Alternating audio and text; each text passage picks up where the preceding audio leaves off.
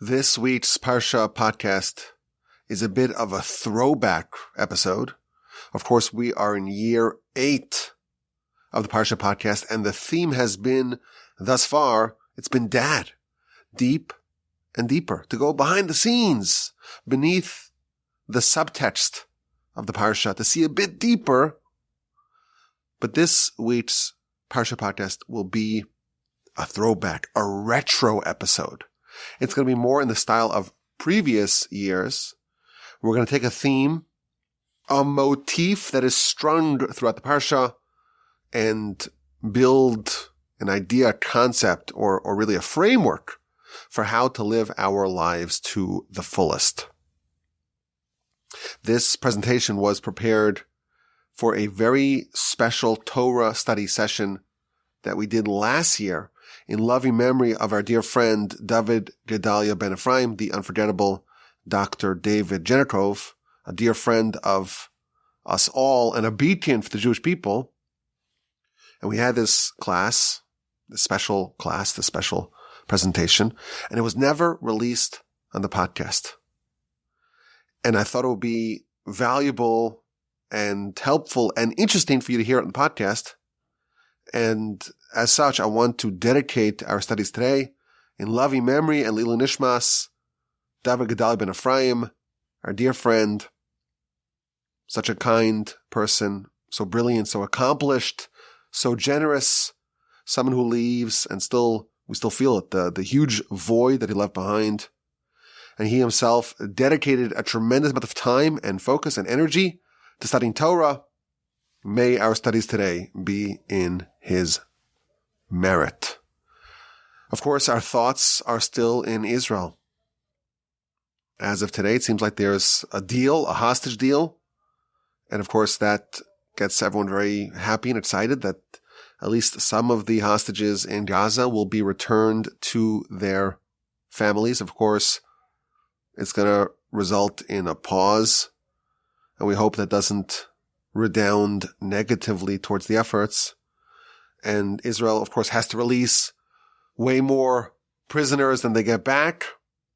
And of course, the people that they release are terrorists, whereas the ones that they are getting back, the hostages that they are retrieving, are innocent civilians. But hopefully this will resume. The effort to root out this heinous criminal terrorist organization will continue. Hopefully Israel will not bow to international pressure, which is, of course, mounting. And I will tell you that last night I recorded a Jewish history podcast on the other show, one of my other shows. It's the second in 2 weeks. 2 weeks ago, a week and a half ago, we did an episode on the backstory of the Arab-Israeli conflict. And last night we released an episode on the Jewish History podcast on hostage rescues and ransoms in Jewish history and law.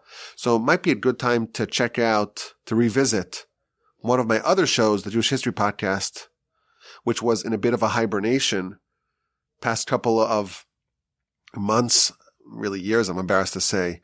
We didn't release many new episodes, but we're out of hibernation due to the events of October 7th and the war that it spawned. And please God, we'll continue to do some more Jewish history podcasts that are germane, that are topical. But now we're focusing on the Parsha. And it's a throwback style. It's retro. Mid-century. We're going back to the 70s and the garish colors. Or the chic 80s. Or the super baggy 90s. Or the cringy aughts. It's Parsha's Vayeitzei. It's year 8 of the Parsha podcast. We're in the Torch Center. It's retro style on the eve of Thanksgiving. So let's begin. I want to focus on the grand transformation that happens in the Parsha to our protagonist, Jacob, Yaakov, the forefather. He begins the Parsha leaving. He's departing.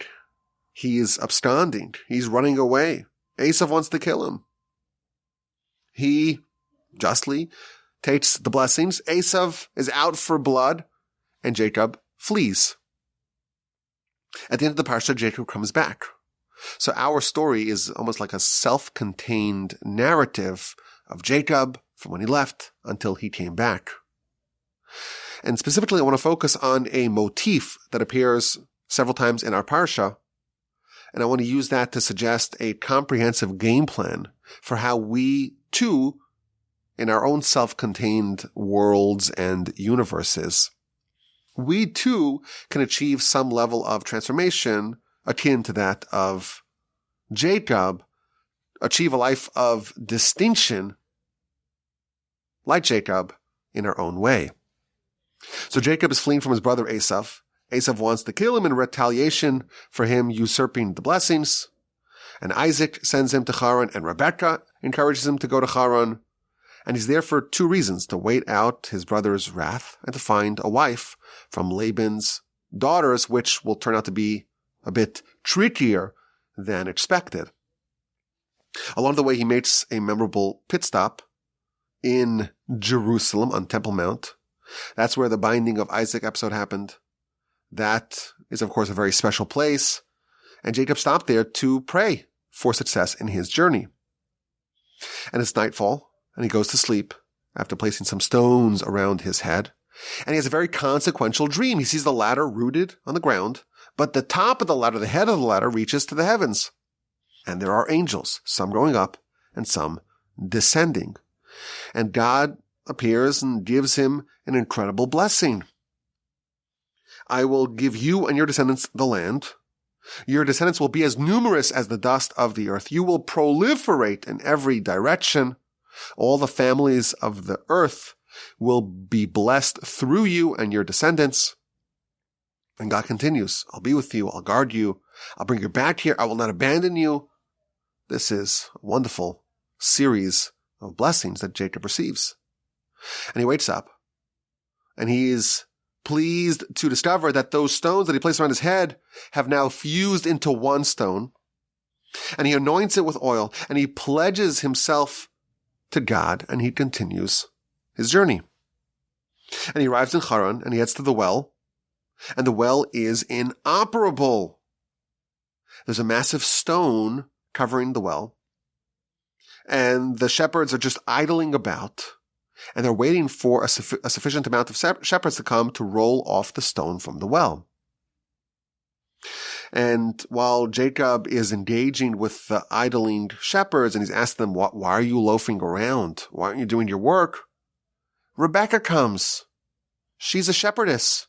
She's leading the sheep. And he sees her.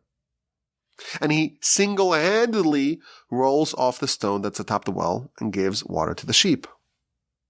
He meets the family, spends a month with his cousins, and they strike a deal. Jacob will work as Laban's shepherd for 7 years in exchange for the rights to marry Rachel, his younger daughter.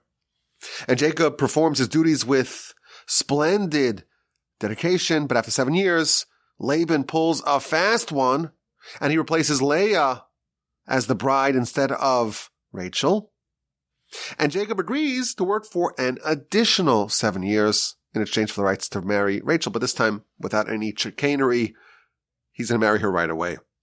This time, I want to be paid ahead of time.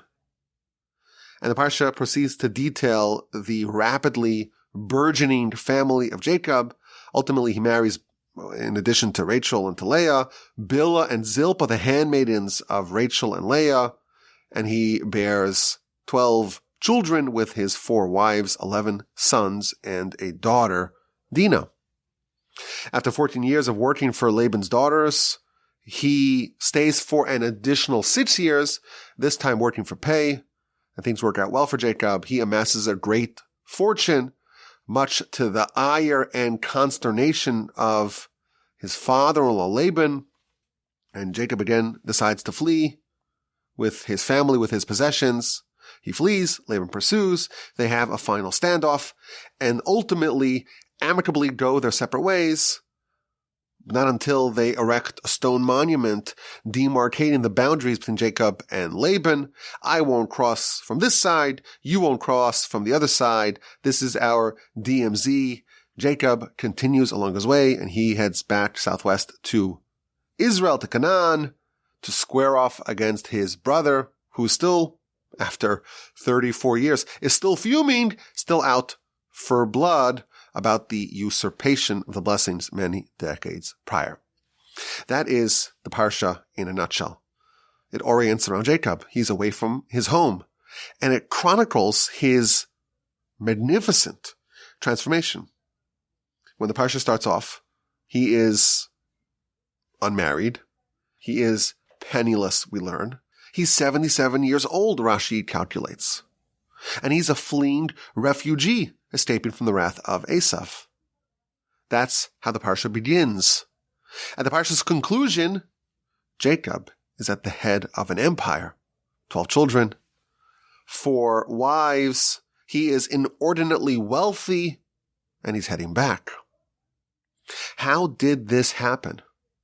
How did Jacob go from such humble beginnings at the onset of the Parsha to such grand, meteoric success at the Parsha's conclusion? Now, it's important to note, this story, of course, is about Jacob, but really it is a model, it is a microcosm of our nation at large, but also us as individuals. Jacob is going to be named Israel. He represents the entire nation of Israel. And he goes into exile. He has to leave his homeland. He goes to a foreign land, and he has to contend with very hostile overlords in the foreign land. And he has to navigate through immense challenges while in exile to emerge unscathed and to return home. It's a complete story of the cycle of exile, being tested, being pressured, having to navigate very tricky circumstances, and to emerge victorious, and to return triumphantly back to the land. This is the story of our nation in exile. It's one of ceaseless upheaval. We're banished from the land again and again, and we have hostile masters in the foreign lands, and Jacob is the poster boy to show us how to do it, how to flourish in exile. But truthfully, it's also instructive for us as individuals. Our life really is one of exile. It may sound a bit surprising to hear that, but of course we know that our soul originates from a very different world than the one we are currently inhabiting. Our soul comes from heaven, and here it is in exile. And we're here for 70 years, 80 years, and it's foreign, it's hostile. And like Jacob, our soul's trying to survive and trying to get back intact. What does Jacob say at the beginning of the Parsha? He prays, V'shavti b'shalom b'beis avi, may I return peaceably to the house of my father. Jacob's chief concern is to return intact and unharmed. That is precisely the story of our soul. It covets to return to its home, alive and well. And thus, the story of Jacob is really a microcosm and a macrocosm for us. It shows us a complete storyline of Jacob in exile, which is very instructive for us as a nation, but also for us as individuals. And thus, if we can deconstruct, if we can reverse engineer Jacob's rise to superstardom, we find a playbook. We have a game plan that we too can follow. So let's look at his story, and let's see if we can find maybe a helpful motif to guide us as to how Jacob built his legacy, and we can do the same. At 3 junctures in our Parsha, we see rocks. We see stones. At the very beginning of the Parsha, Jacob's alone. He's about to embark on this journey of a lifetime. he stops off on Temple Mount, and he goes to sleep, and he places stones around his head. In the morning, those stones are a single stone. They have fused into one overnight. And Jacob takes the stone, and he anoints it with oil. He erects it as a monument, and he really effectively dedicates it to be the cornerstone of the temple. At the beginning of Jacob's Odyssey, we see stones that morph into a single stone that gets subsequently anointed. That's the first instance of rocks in our Parsha. Later on, Jacob arrives in Haran. He goes to the well, and there's a stone again. This immovable stone is perched atop the well, and there are 3 idling shepherds. They're waiting. And he's puzzled. What are you waiting? And they say, well, we don't have enough manpower to dislodge the stone. We're waiting for reinforcements. But when Rachel arrives, Jacob is boosted with this supernatural strength, and he single-handedly removes the stone. Again, stones appear a second time. And finally, after 20 years of contending with Laban and all his deceptive trickery and chicanery, Jacob escapes. And a few days later, Laban pursues, and they have a standoff. And after a tense exchange of words, they strike a pact. And they agree to a non-aggression treaty. And they erect a stone monument. And the verse tells us that Jacob took one stone, and then he instructed his brothers, which we discover later on when we read Rashi, that's his sons. You gather stones, and they make a big pile, a big monument. And they have a feast. And Laban, he applies a name to this stone monument. He calls it Yigar Sahadusa, which, it's a nice trivia question. It's one of the few non-Hebrew words in the Torah. And Jacob calls it Gal Eid. Now, what is Yigar Sahadusa and Gal Eid? They both mean the same thing, one in Aramaic and one in Hebrew. Gal means a pile, like a pile of stones. Eid is testimony. It is a monument of testimony. And Laban gives it that name in Aramaic. Jacob does the same in Hebrew. So we have at the end of the story, Jacob is erecting a monument, and he's asking his sons to help, and they bring multiple stones while he brings one stone. Again, Jacob is engaging with stones, the third appearance of this recurring motif. He makes a monument of testimony to demarcate the borders between him and Laban.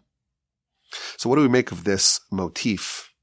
At 3 distinct stages of Jacob's grand transformation, we see stones. We see milestones. He starts off, he has nothing. He's, perhaps we could say, in the dreaming stages, in the planning phases. When Jacob's legacy is solely aspirational, we see stones. And then he arrives in Haran. He arrives to the trenches. And he begins to build, to get a wife, and to build a family, to build a legacy. And again, he is confronted with the stone atop the well. And after he wins, after he built a marvelous legacy, after he defeated and outfoxed his adversary, he erects a third stone, or he engages with a third stone, the stone monument. If you think about it, Jacob's life, and perhaps every grand life, every lasting accomplishment, it has 3 stages. The planning stages. When you set out, when you embark on the vision, on the initiative to build something big. The execution stage, when you actually do the work. And then there's the protecting stage, when you cement your legacy and you ensure that it endures. In each of these 3 stages in our Parsha, we see stones. And I think that when we study these three stages carefully, we can see a complete playbook for Jacob's ascent and his transformation. When the Parsha begins and the first stones appear, Jacob is getting started. He's dreaming. And he takes several stones and he places them around his head. How many stones did Jacob place around his head? So there's a very interesting set of comments in the Midrash. According to one opinion in the Midrash, he selected 12 stones. Why 12? Jacob knew, as all the forefathers knew, that one of the founders of this nation will bear 12 sons that will go on to spawn the 12 tribes of the nation. Abraham, he only had Isaac. Yeah, he had the other sons, but they don't count towards the legacy.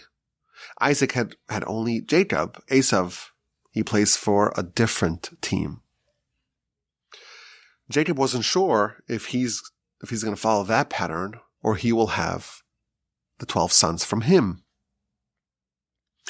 Says the Midrash, Jacob said, when he placed those 12 stones, he said, if they fuse together into one, that will indicate to me that it is my lot to father the 12 tribes.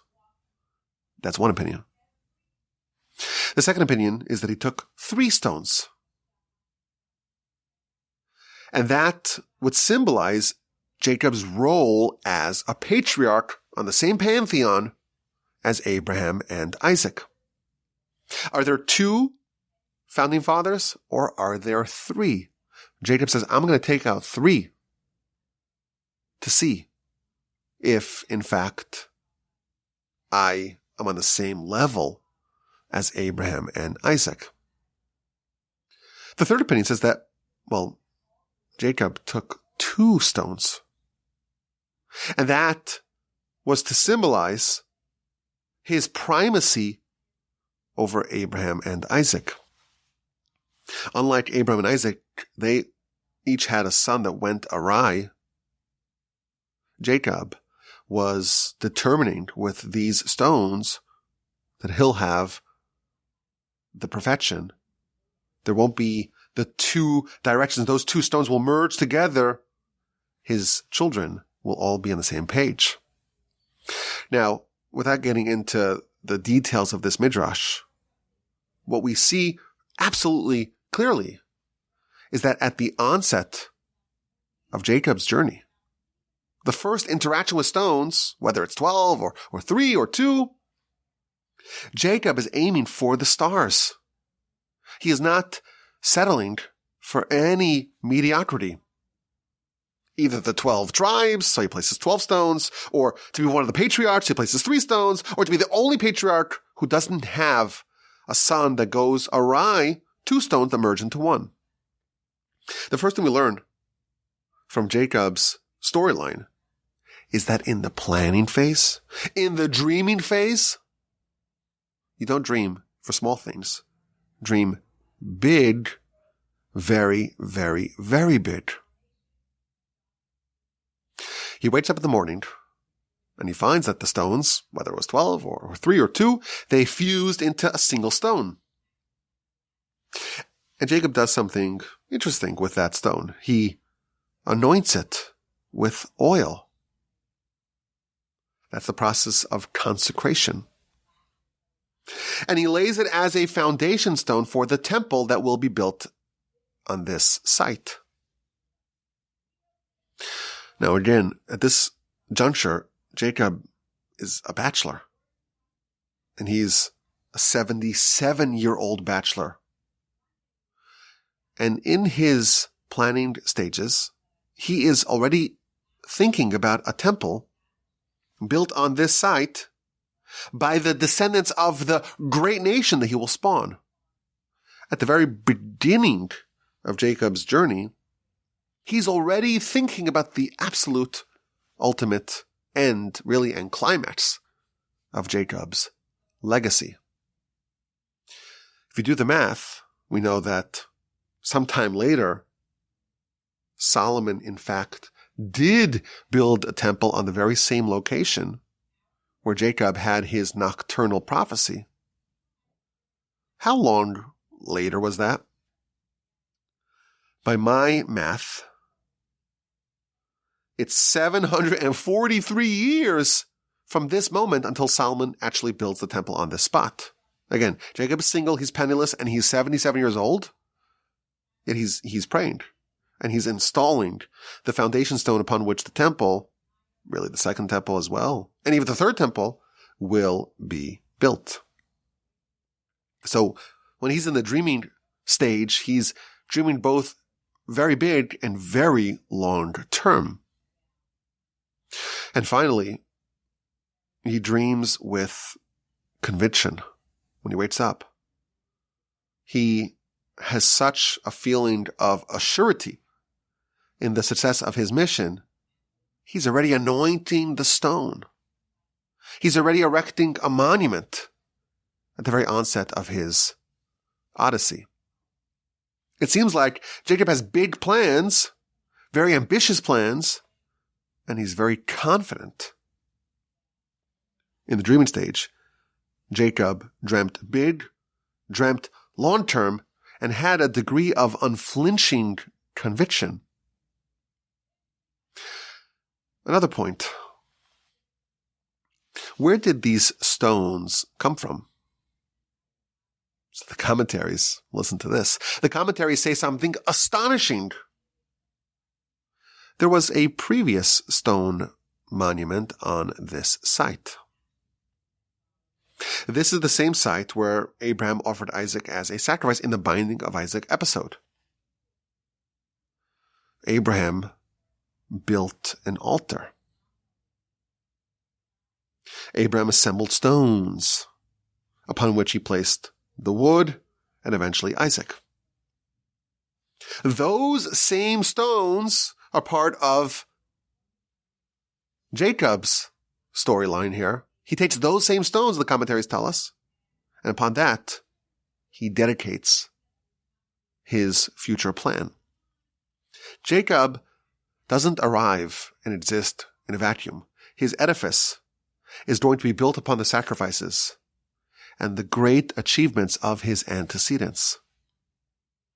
When he starts his journey, he very much is cognizant that he is standing on the shoulders of giants. This is the first prong of Jacob's journey. He's just getting started, and he's dreaming big and long-term with irrational conviction, but he recognizes where he comes from. He recognizes that his legacy will be based on the sacrifices of his illustrious forebears.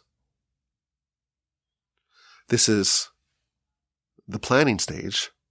Next, we read about the stone atop the well. If you think about it, this is a very different type of stone. The previous stone, it was stones emerged into one, and Jacob wanted it. It's going to be used to build the temple. And he anointed it, and he consecrated it as the foundation stone of the temple. In the second stage, the stone is serving a very different role. It's blockading what he wants. He wants the water in the well, but the well is covered. There's an obstacle, there's an impediment, and that's the stone. So this raises an interesting notion, and that is the symbolism of a stone. On one hand, we see how it is part of Jacob's legacy. It's something to anoint, something to serve as a foundation of the temple, something to serve as the foundation of the manifestation of God in the world. In the second instance, it appears to be an impediment, an obstacle, something which is blockading your path, something which is corking up the well that needs to be removed. There's perhaps a very deep idea here. The symbolism of stones are really both of these options. When the Talmud talks about the multi-dimensional nature of the Yetzer Hara, it tells us that it has 7 names. The Yetzer Hara is the force that we have to overcome. We have to defeat. It's what's preventing us from achieving our destiny, our greatness. And it has 7 dimensions, and each dimension is another name. And one of the names is Evan. It's a lave Evan. It is a heart made of stone. It's a stone. A stone is an impediment. It's impeding our access to the well springs of life, of vitality, of greatness that lie beneath it.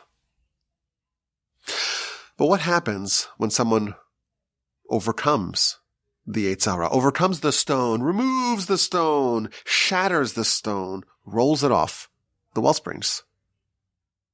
That same stone can serve as a foundation of a person's legacy. The verse tells us, Kapatich yipotzeitz sela. It's talking about Torah. Torah is like a hammer shattering a stone. My grandfather, blessed memory, used to point out that in 2 places the Talmud derives this verse in 2 seemingly different ways. In one, it's describing it as how you address the Yetzer Hara. And it tells us you're supposed to shatter it like a hammer and blast it to smithereens. The second opinion tells us, or the second interpretation of this verse, is that the study of Torah is multidimensional, and it's like taking a hammer and shattering a stone, and just as the stone would shatter into so many different directions, so too Torah study is multidimensional. So in one, it's a positive thing. In the other, it's almost like the elimination of a negative. And this gets to an idea that's really a foundational principle. We've mentioned it many times. The impediment stone and the legacy stone are always going to mirror each other. We have a Yetzer Hara. It's a bad inclination. The Midrash says that when God said, behold, I saw everything that he made, or God saw everything he made, and behold, it was good. It was exceedingly good. V'hinei tov ma'od. Tov, ze yetzer tov. When it says good, it's a reference to the good inclination. Me'od. Very, very, very, very good. That's the Yetzer Hara. Ultimately, Yetzer Hara is good because it helps us build our legacy. Those challenges are given to us with the express purpose of having us overcome those challenges and thereby advance our spiritual agenda. These challenges are specifically designed and positioned in a way that should we overcome them, should we triumph over them, they will serve as our legacy. How do you unlock your potential? How do you build your legacy? By finding the cork, the stone blockading it, and actually when you finish it, that same stone will serve as the foundation of the edifice of your legacy. The degree of a person's potential is directly commensurate with the size of their challenges, of the stone, so to speak, blockading the wellspring. The bigger the well, the more enriching the well, the more vital and powerful and transformational the well, the larger the stone covering it will be. When there's a massive wellspring of immense potential, it invariably will be capped with a similarly sized massive stone.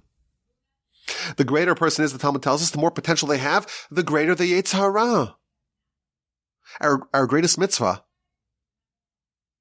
the Bris Milah, where we forge an unbreakable bond with God, It's in a very specific location, the area where the Yetzer Hara is perhaps strongest, and an area where we can get sidetracked into a life of hedonism. These are always going to match each other. Specifically in areas where we are destined for greatness, that's where the stone is largest. So we have a second stone in our story. This is in the building phase. In the execution phase, you have a big plan. You have a really big plan. It's going to have a really, really big stone preventing you from it, but really facilitating that. Because if there's no stone, no resistance, if there are no weights, the muscles will not swell. Jacob gets to the well, and he wants to begin his work. And there are some other shepherds, and they're not even trying. They're loafing about. They're so convinced that they cannot remove the stone. And they're just idling about, waiting for someone else to come and do the work for them. Some people will succumb to the impediment, but not Jacob. How does Jacob relate to the stone? It's an amazing thing. The verse tells us, Vayar v'hinei be'er basadeh. Jacob sees, and behold, there is a well in the field. And Jacob tells the shepherds, what are you waiting for? Why aren't you watering your sheep? I don't get it. Why are you loafing about?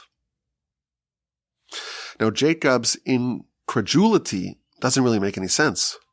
There is a very large stone. It's too big for only a couple of shepherds to remove. Does Jacob not see the stone? There's a very deep point over here. How did Jacob work? How did he build his legacy? How did he navigate those challenges? How did he view those stones, the impediments of his dreams? Everyone else, all they see are the obstacles. They see the stone, and they don't even try. Jacob sees the opportunity. Vayar v'hinei be'er basadeh. He sees the well. They see the well. We cannot advance any further. Jacob doesn't get disenchanted, doesn't get depressed, doesn't give up before he even starts. Of course, he knows there's a massive stone atop the well. That's not what he sees. He sees the well. He sees the opportunity. So after dreaming big and dreaming with a long-term plan and with conviction, he starts to work and he barrels through whatever obstacles lie in his path. And his determination and conviction make him see only the well springs. The stone is just something that you have to remove, the cork you have to remove.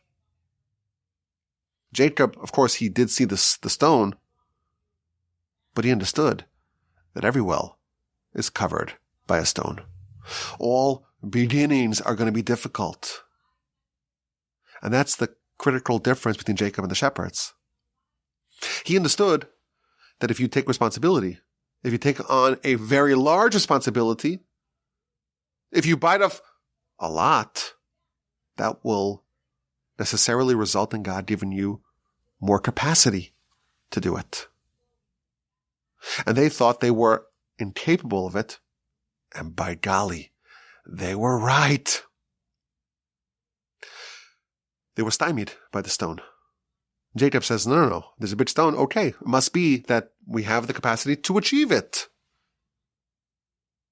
And he rolls off the stone by himself. He built, and he kept on building. There's another, I think, important wrinkle over here. We often think that we have to go outside of ourselves to find greatness. This model of Jacob and the stone atop the well, I think it shows us a different structure. What Jacob really did was just simply remove the inhibitors. Jacob understood that there's a well there. There's a well in the field. All that greatness is already within you. the real legacy, the real movement that we make, the real progress that we make is simply by unearthing that which was always within us. Yeah, it was covered, but it was always there within us. And this brings us to the final stone in the Parsha. Jacob establishes a family. He outfoxes Laban. He bears 12 children. He has a very formidable empire. And he takes leave of Laban. And when they finally amicably part, Jacob erects a stone monument between him and Laban. And he instructs his children to join him in building this monument and forever parting ways with Laban, in joining him in severing the association with Laban. This is the third step of Jacob's transformation. After the planning stage and the execution stage, he moves on to step number 3, and that's to secure what he built.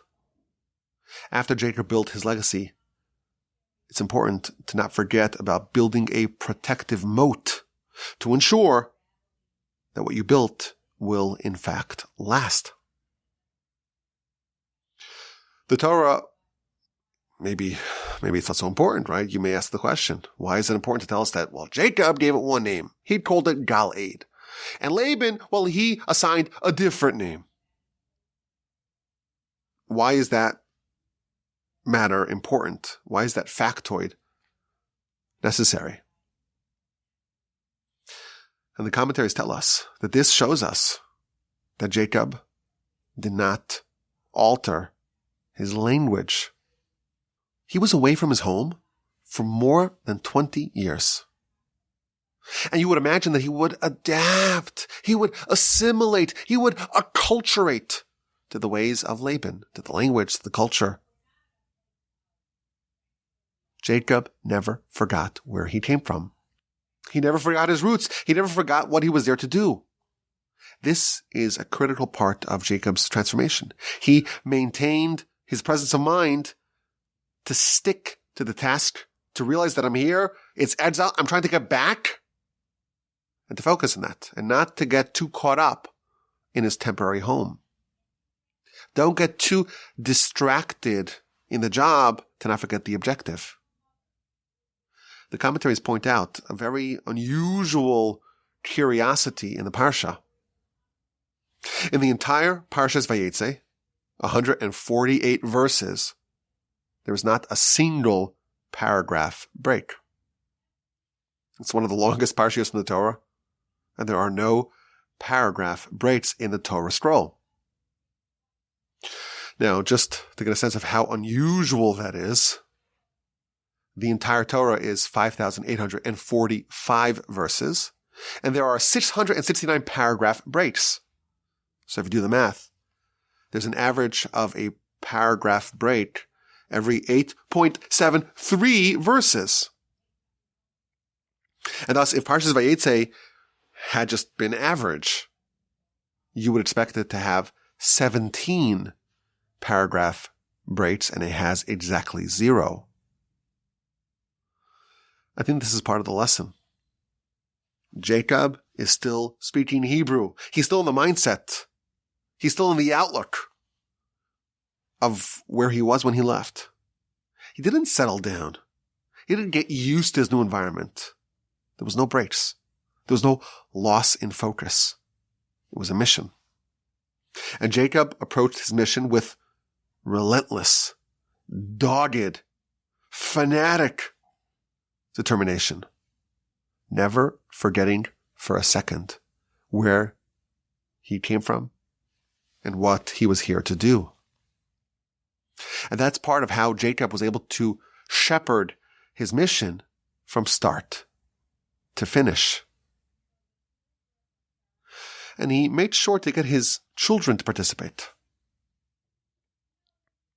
And the Torah emphasizes that. He takes some stone, he tells his brothers/sons to do so as well. How do you perpetuate a legacy? How do you ensure that all the hard work that you do doesn't just evaporate. Jacob made sure, at the end of the journey, made sure that his children are part of this.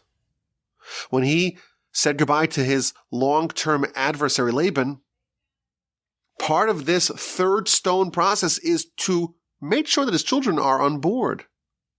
The legacy of Jacob would not be complete if it just ended with him.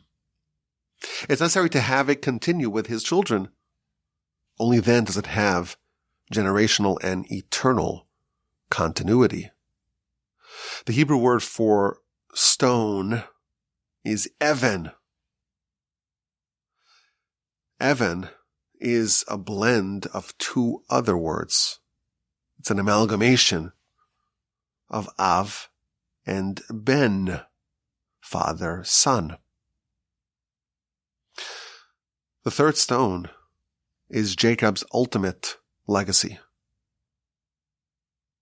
It's a mission that endures from generation to generation. It outlives just the life of the father. It continues. What is this cornerstone that Jacob is trying to build? It's something which is an even, a father, son, an eternal, continuing, perpetuating mission and legacy. For this reason, we place headstones atop a person's grave. When a person's accomplishments and legacy are laid out, it should be a stone monument to symbolize that person's contribution and legacy, it's not just a one and done. It's perpetuated onwards. It continues with their children and the people that they influenced in this lifetime. Our objective is not just to build a legacy, but to be a builder, a contributor that will impact the generations onward. And this is how Jacob punctuated his journey, with his ideals, with his values, with his priorities firmly ingrained in his children. Thus concludes Jacob's legacy and mission in our Parsha. There's a 3-act play here. Jacob starts off the Parsha with nothing. And it starts off with a dream. He's planning big, and he's planning long-term, and he's approaching his task with unwavering conviction.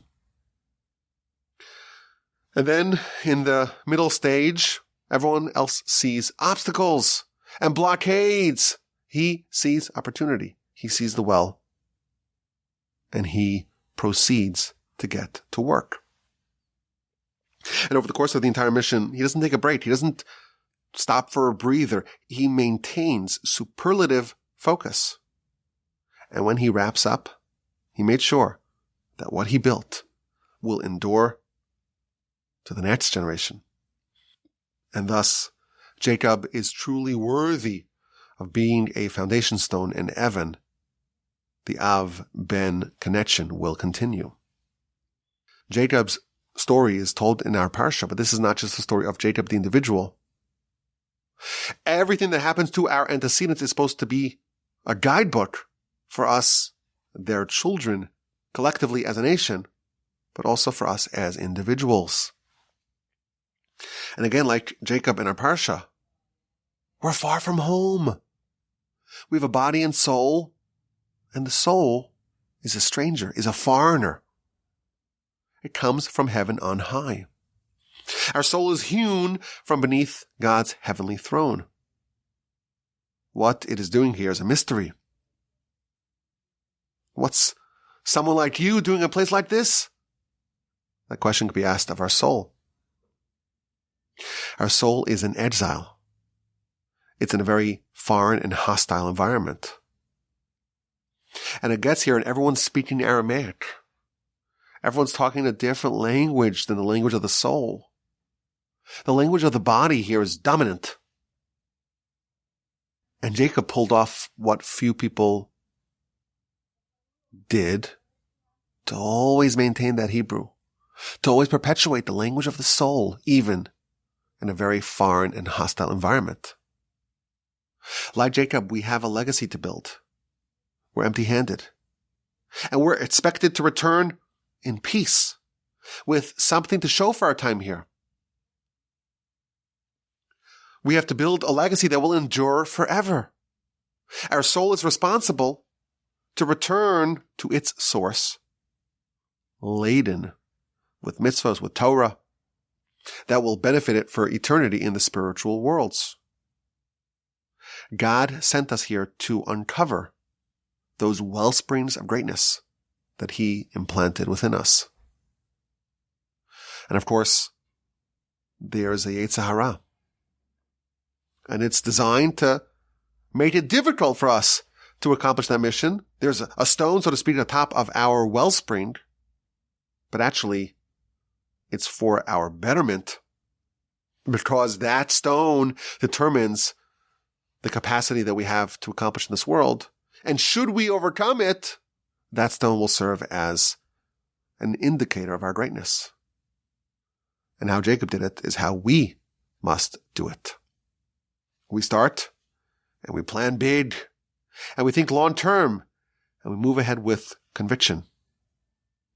In the implementation stages, we recognize that those challenges, those proverbial stones capping our well, they're there for our benefit, to enable us to build a lasting legacy.